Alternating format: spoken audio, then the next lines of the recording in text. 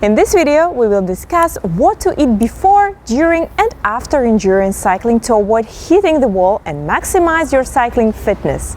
Cycling nutrition can be quite complex, especially for longer rides. We all want to steer clear of what dreaded bonk, especially when far from home, ideally reducing any post-ride leg soreness.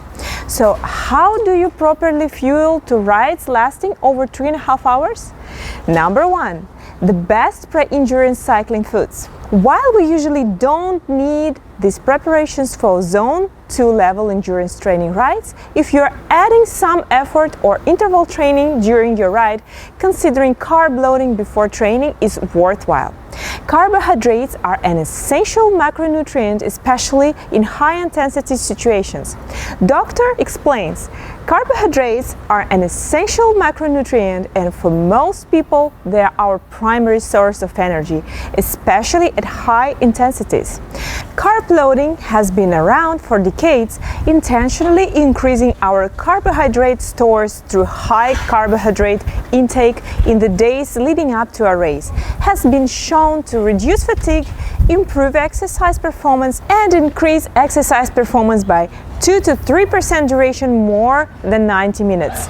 Try to consume around 8 to 10 grams of carbohydrates per kilogram of body weight daily in the days leading up to the race. Before a regular endurance ride, it is also advisable to eat a carb-rich meal between 2 to 4 hours before the ride, preferably opting for low glycemic index foods for slower energy release. Then, 30 to 90 minutes before the ride, consider a high glycemic index carbohydrate snack like a banana.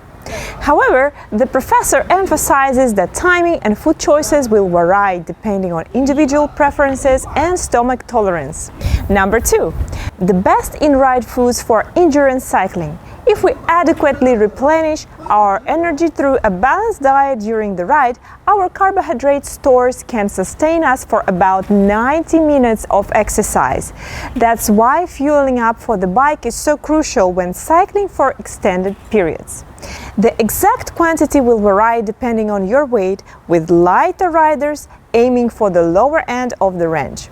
However, if you are doing moderate to high intensity riding such as interval training or rides exceeding 2.5 hours, you may need to consume 80 grams to 120 grams of carbohydrates per hour depending on your weight. High-intensity efforts require more carbohydrates because our bodies can only process so much of one type of carbohydrate per hour.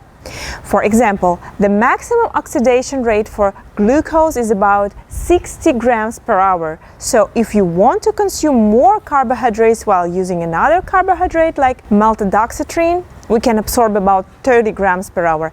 It can increase your overall carbohydrate absorption.